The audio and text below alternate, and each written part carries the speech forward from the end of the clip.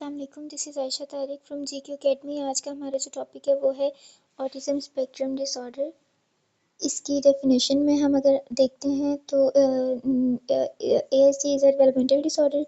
ये एक developmental disorder है जो कि हमारी कम्युनिकेशन को अफेक्ट करता है, हमारे सोशल इंटरेक्शंस को, बिहेवियर को और सेंसरी प्रोसेसिंग को अफेक्ट करता है। Individuals with ASD have challenges in communication such as difficulty in understanding and using language. इनको लैंग्वेज में भी मसला आएगा और मतलब खुद समझने में भी, और वर्बल नॉन वर्बल कम्युनिकेशन में इनको प्रॉब्लम आएगी। और इनके रिपीटिटिव बिहेवियर्स होंगे, कभी नैरो हो जाएंगे, कभी इंटेंस इंटरेस्ट हो जाएगा इनका। और ये जो डिसऑर्डर जो है इसकी जो सिवियरिटी है या सिम्टम्स हैं वो इंडिविजुअल से वेरी कर सकते हैं। ज़्यादातर बच्चों में होते हैं लेकिन ये बड़ों में भी हो सकता है। आगे इसकी कॉजेज़ आ जाती हैं। कॉजेज़ मैं आपको ओवरऑल कॉजेज़ बता देती हूँ कि आगे जितनी भी हम डिसऑर्डर्स पढ़ेंगे उनमें कॉजेज़ की जो हेडिंग्स है ना वो यही 3-4 हैं। जेनेटिक्स होंगे, एनवायरमेंटल फैक्टर्स होंगे, न्यूरोलॉजिकल फैक्टर्स होंगे और एक और था वो मैं आगे चल के आपको बताऊँगी। जब भी जेनेटिक्स का वर्ड आएगा तो आपने ये बात याद रखनी है कि जो भी डिसऑर्डर है वो हमें जीन्स से मिला है, ठीक है। यानी अगर फैमिली में किसी को है तो वो हमें भी वो क्लाइंट को भी होगा। और एनवायरमेंटल फैक्टर्स में आपने 2 चीज़ें लिखनी हैं, एक प्रीनेटल और एक पोस्टनेटल। प्रीनेटल है कि जो प्रेगनेंसी का पीरियड होता है उसमें अगर ऐसा एनवायरनमेंट मिल रहा है या ऐसे एनवायरनमेंट से बेबी का इंटरेक्शन हो रहा है जो उसके लिए सही नहीं है, जिसकी वजह से उसको ये डिसऑर्डर हो सकता है। और पोस्टनेटल के बर्थ के बाद जो है उसका अगर एक्सपोजर ऐसे केमिकल से या मतलब कोई भी ऐसी चीज़ से हो रहा है जो उसके डेवलपमेंट के लिए सही नहीं है तो वो आ जाएगी इसमें एनवायरमेंटल फैक्टर्स में। अब न्यूरोलॉजिकल फैक्टर्स, जब भी न्यूरोलॉजिकल फैक्टर्स आएंगे तो तब आपने लिखना है कि इसको नर्वस सिस्टम या ब्रेन इम्पेयरमेंट है इसकी, ठीक है। ब्रेन इम्पेयरमेंट या नर्वस सिस्टम में या मतलब नर्वस सिस्टम में प्रॉब्लम हो तो भी न्यूरोलॉजिकल फैक्टर्स हो सकते हैं उसमें। अब जैसे यहाँ पे लिखा हुआ है कि communication pathways are also believes in. अच्छा, ये जो कम्युनिकेशन पाथवेज हैं और इनका भी बहुत ज़्यादा रोल है ASD में। इसमें क्या आता है, differences in brain structure, connectivity and functions have been observe, ठीक है। जितने जो ASD के होते हैं, पेशेंट्स होते हैं, उनमें ब्रेन स्ट्रक्चर, उनके ब्रेन के जो स्ट्रक्चर है उसमें प्रॉब्लम आता है।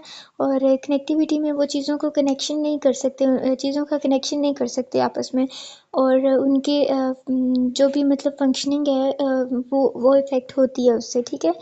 This neurological variation can impact how individuals, ठीक है, interact socially and regulate sensory input. Sensory input क्या होता है कि आपका जो भी कोई अगर किसी स्टिमुलाई से भी आपका सेंसरी जो इंटरेक्शन हो रहा होता है उसको जैसे कि लाइट है, साउंड है, कोई भी चीज़, कोई भी चीज़ है जिसको आप कैरी नहीं कर पा रहे हो, आप सिग्नल आपके ब्रेन तक नहीं जा रहे हैं, ठीक है। आगे सिम्टम्स आगे इसके सिम्टम्स में आते हैं social communication challenges in autism spectrum disorders individuals है। अच्छा, इनको सोशली इंटरेक्शन में डिफ़िकल्टी होगी।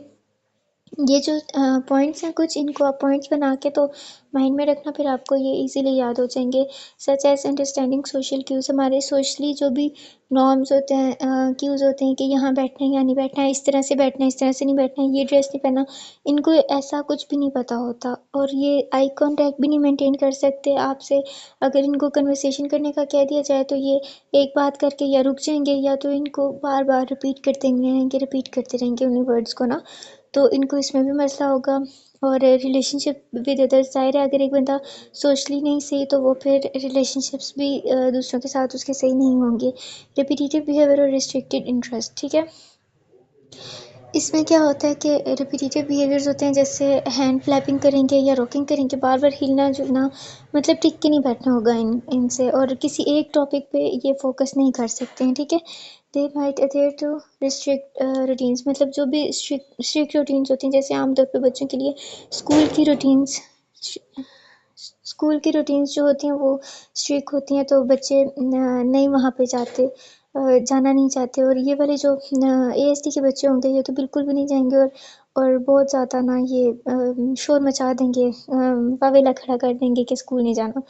और सेंसिटिविटी वही जैसे इसमें भी आ जाता है कि आपको कभी-कभी तो आपकी इतनी ज़्यादा सेंसिटिविटी इतनी ज़्यादा हो जाएगी और कभी बहुत कम हो जाएगी। जैसे कभी-कभी आपको कोई पास बंदा बैठा कोई बात बोल रहा होगा तो उनको समझ में नहीं आएगी कि क्या बोल रहे हैं, क्या नहीं बोल रहे। और कभी-कभी क्या होगा कि हल्की सी भी कोई अगर आहट हो जाती है तो उनको पता चल जाता है। और इनको कभी-कभी टेस्ट का भी नहीं पता चलता, कभी इनको बहुत ज़्यादा टेस्ट का पता चल रहा होता है। मतलब इनकी जो सेंसरी ऑर्गन्स है ना वो भी सही से इनके काम नहीं कर रहे होते कभी-कभी। और फिर नेक्स्ट आ जाता है difficulty with change transition. People with ASD may find it challenges to adopt changes. हाँ, नई चेंजेस, नई थिंग्स, नई कोई भी ट्रांजिशन आ जाती है, कोई भी नई एक्टिविटी आ जाती है, इनके लिए उसको एक्सेप्ट करना मुश्किल होता है। ये सडन चेंजेस इनमें डिस्ट्रेस कॉज कर देते हैं और इनके बिहेवियरल डिफ़िकल्टीज फिर हो जाती हैं, इनको फिर अच्छे से ये बिहेव नहीं कर पाते। और फिर difficulty with verbal and non verbal communication. ना तो ये वर्बली सही से बात कर सकते हैं और ना ये नॉन वर्बल। मतलब अगर आपकी बात भी ये नहीं समझेंगे, आपकी जब अगर आप बोल रहे हैं वो नहीं समझेंगे, आपके जेस्चर्स, आपके फेशियल एक्सप्रेशंस इनको कुछ और ही वो समझेंगे, और जो खुद ये एक्सप्रेशंस दे रहे होंगे वो कुछ और होंगे, वो फिर आपकी समझ में नहीं आने होंगे। तो इसमें बस ये इतना ही है। सम इंडिविजुअल्स में हैव, ठीक है, वही है कि रिपीटेटिव फ्रेजेस होंगे कि रिपीटेटिव फ्रेजेस होंगे, एक ही बात को बार बार रिपीट करेंगे और इनकी कन्वर्सेशन फिर इस तरह से सही नहीं होगी। नेक्स्ट इसका आ जाता है डायग्नोस्टिक क्राइटेरिया। डायग्नोस्टिक क्राइटेरिया जो है ये हमने DSM 5 से किया और उसमें भी सेम इसी तरह ही है, उसको हमने थोड़ा सा मॉडिफाई कर दिया।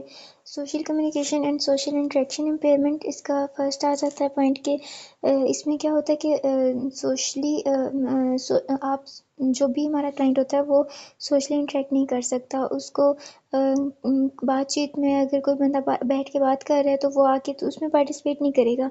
Understanding when and how to make gestures, उसको इसमें भी प्रॉब्लम होगी कि कब और कहाँ क्या जेस्चर देना है, नॉन वर्बल कम्युनिकेशन का यूज़ कैसे करना है, कैसे नहीं करना।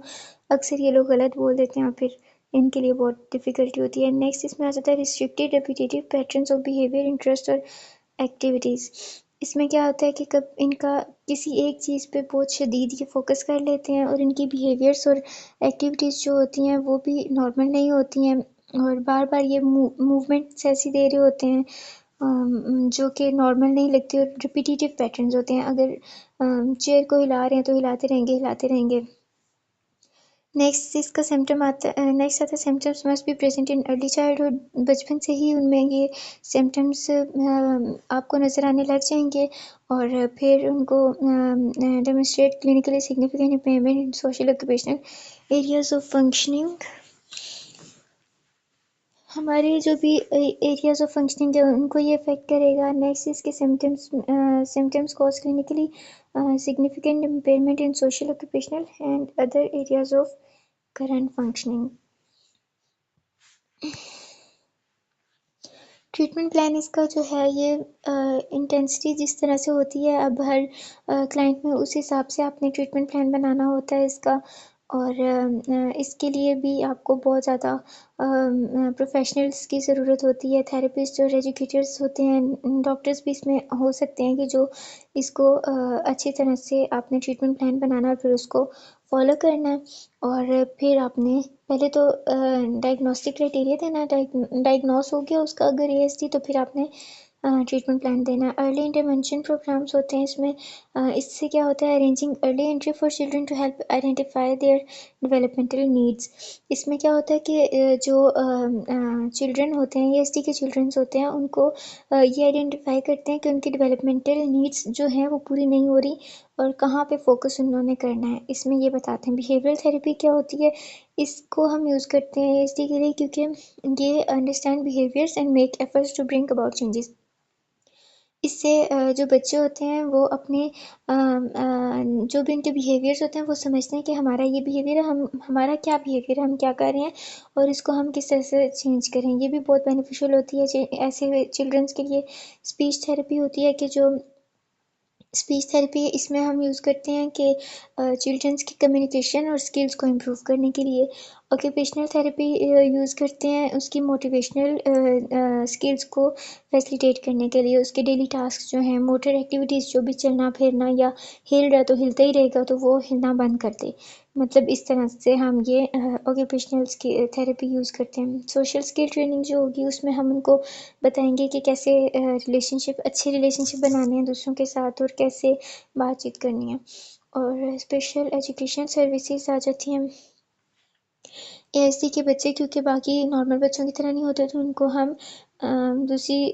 इनको हम रेफ़र कर देते हैं स्पेशल एजुकेशन प्रोग्राम्स में ताकि वो उनके लेवल पे आके तो उनको समझाएं। मेडिकेशन बहुत कम केसेस में मेडिकेशन होती है जिसमें अगर बहुत ही हाइपर एक्टिव हो गया है बच्चा या उसको एंजाइटी हो रही है तो उस टाइम पे फिर मेडिकेशन हो सकती है। तो ये इसका यहाँ पे ख़त्म हो गया है। ये भी चैप्टर ख़त्म हुआ है एएससी का। तो अगर आपको कोई बात समझ में ना आई हो तो आप कमेंट सेक्शन में पूछ सकते हैं और अगर मैं बहुत तेज़ बोल रही हूँ तो आप फिर स्लो करके देख लें या आप रिपीट करके वीडियो देख लें क्योंकि यहाँ पे टाइम बहुत कम होता है जिसकी वजह से तेज़ तेज़ बोलना पड़ता है और फिर आपको समझाना पड़ता है। ओके, अपना ख्याल रखें। वीडियो अच्छी लग रही है तो उसको लाइक और शेयर ज़रूर कर दें। ओके, अल्लाह हाफिज़।